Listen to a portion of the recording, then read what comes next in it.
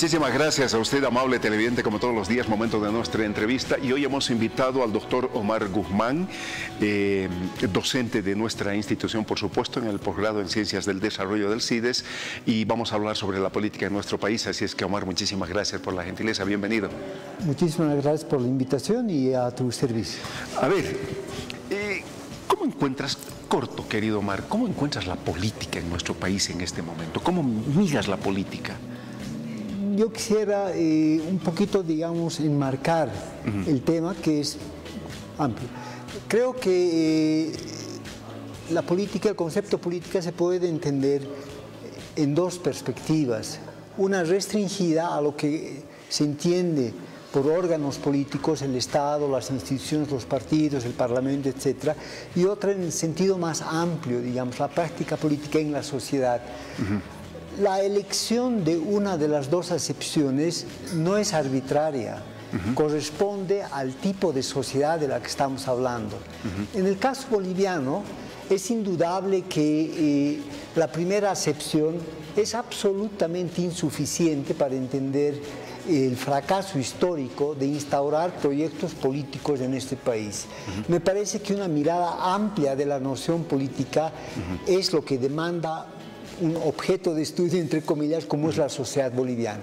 Y en ese sentido diría que hay dos ideas gruesas que me parece vamos a ir dando la vuelta. Primero, estamos ante una sociedad no unificada, no nacionalizada. Estamos ante una sociedad profundamente dividida históricamente. Y en segundo lugar, estamos ante una sociedad que no ha sido capaz de constituir proyecto político alguno en estos casi 200 años.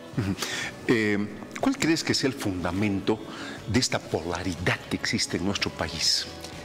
A mí me parece que hay tres explicaciones gruesas.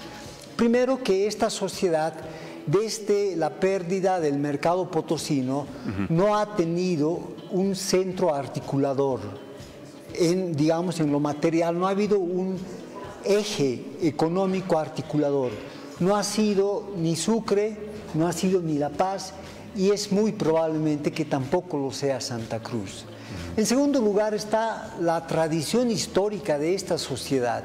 Una sociedad, luego del pericle del mercado potosino y la pérdida de su eje articulador, ha vivido en la diáspora. El hecho de que hubieran surgido alrededor de 100 republiquetas durante la Guerra de la Independencia nos habla precisamente de esta incapacidad de encontrar un centro articulador. Y en tercer lugar, una sociedad educada en la subordinación y el desacato. A ver, qué interesante lo que dices. Y yo encuentro que en el 52 ha sido un gran momento constitutivo de un proyecto político, ¿verdad? Ahora, ¿tú crees que después del 52 haya habido un proyecto político, amén del neoliberal, que podemos entender como un proyecto político, pero más allá, el MAS realmente ha tenido un proyecto político? Porque no lo encontramos, y porque segundo, más bien esa construcción de esa sociedad tan compleja recién la estamos comenzando a vivir, porque en realidad me parece que es resultado del 52 antes que de otro tiempo. Muy interesante la primera acotación, porque la pregunta surge: ¿por qué el proyecto político del 52 ha sido, con sus luces y sombras, el proyecto más serio de construcción en este país? ¿Por qué?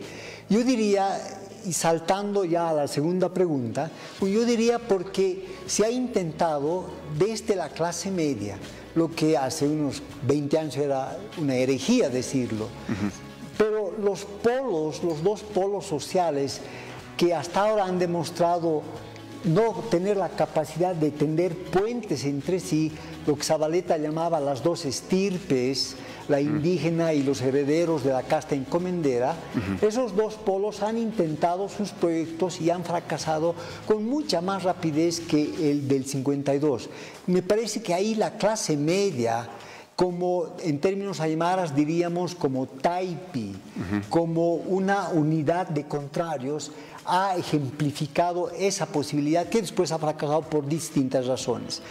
En el caso del MAS, lo interesante es que con el MAS asumen el gobierno sectores que 190 años habían sido excluidos del ejercicio de la administración del Estado, pero lo hacen, a mi manera de ver, desde un horizonte ideológico, desde una cultura política absolutamente antidemocrática en el sentido de la democracia liberal y más bien muy apegados a una democracia corporativa, totalitaria, donde el eje de la democracia es entendido como la voluntad colectiva sobre el eje de la democracia entendida como la libertad individual.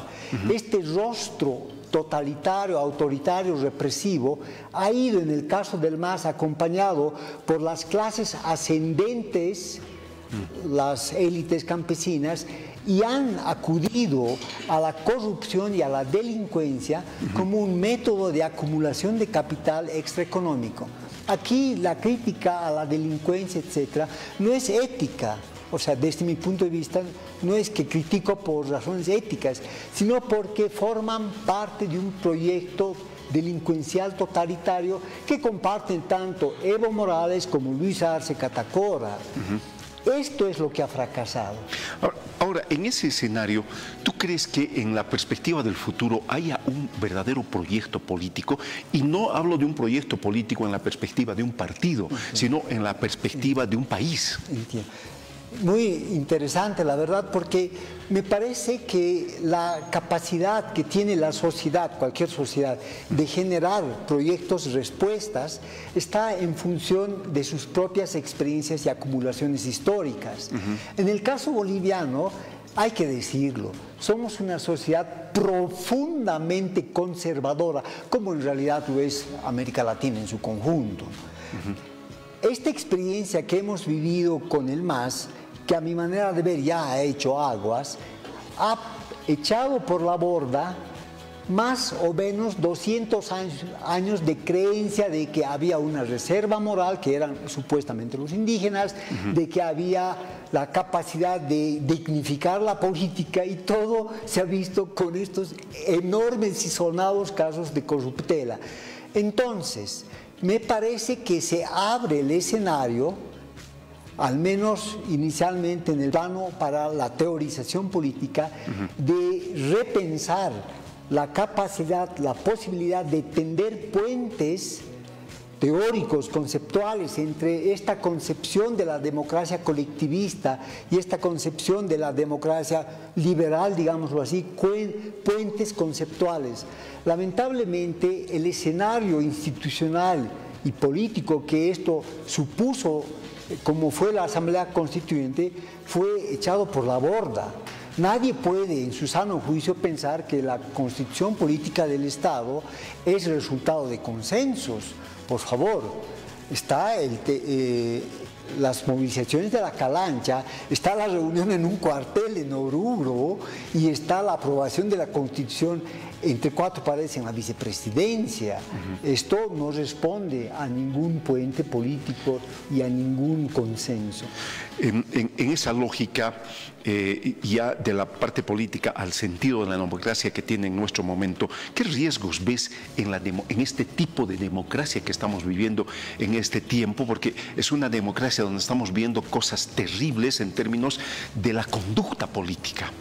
Yo diría que en el conjunto de América Latina, esta llamada izquierda del siglo XXI, que hay que decirlo y yo lo escribo públicamente, es una expresión delincuencial bajo la coartada de un discurso de izquierda, donde está el PT de Brasil, el kirchnerismo de Argentina, el MAS en Bolivia, Correa en Ecuador, Castillo en el Perú. Ha supuesto un discurso ideológico vaciado de contenido social. Está claro que la izquierda del siglo XXI no ha tenido su correlato con ningún agente social, en primer lugar. En segundo lugar, ha supuesto, dada la tradición y la fuente ideológica y las bases sociales en las que se asienta, ha supuesto una práctica totalitaria de la democracia. En ese sentido, lo que en Bolivia hemos vivido concretamente es la desinstitucionalización del Estado en términos de su proyección hacia una articulación totalitaria de la democracia. En segundo lugar, se ha vivido, junto a la desinstitucionalización, el vaciamiento del contenido democrático. Y aquí la herencia altoperuana es cabal. Se acata, pero no se cumple. Qué terrible, ¿no? Omar, creo que tenemos varias cosas sueltas, que no sea la primera y última de tocar estos temas, porque estamos comenzando a querer entender qué está pasando con la política en nuestro país. Sí, muchísimas gracias. Yo quisiera cerrar con 2 o 3 ideas bien simples. Está claro que ninguna sociedad, por más atravesada que esté por la división, asiste a sepultarse como, digamos, colectivo. Es verdad que esta es una sociedad no nacionalizada, no homogeneizada, es verdad todo aquello. Sin embargo, estamos juntos casi 200 años. Sí. Entonces, algo debe haber que al final de cuentas unifica a lo que podemos entender esto por lo boliviano. Yo dudo que este boliviano sean las bases que honestamente puedan creer en el MAS o no, o las bases de Santa Cruz o las clases medias, etcétera. No creo que no tengan la fuerza, de hecho se ha demostrado, para recuperar al país en términos de una institucionalidad democrática, que es el escenario para ahora sí encontrar esos puentes. Muchísimas gracias por la invitación. Te agradezco infinitamente. El doctor Omar Guzmán y la posibilidad de hablar de estos temas. Tenemos que reflexionar y este es el mejor escenario. Cartas sobre la mesa y naturalmente aquí en Televisión Universitaria.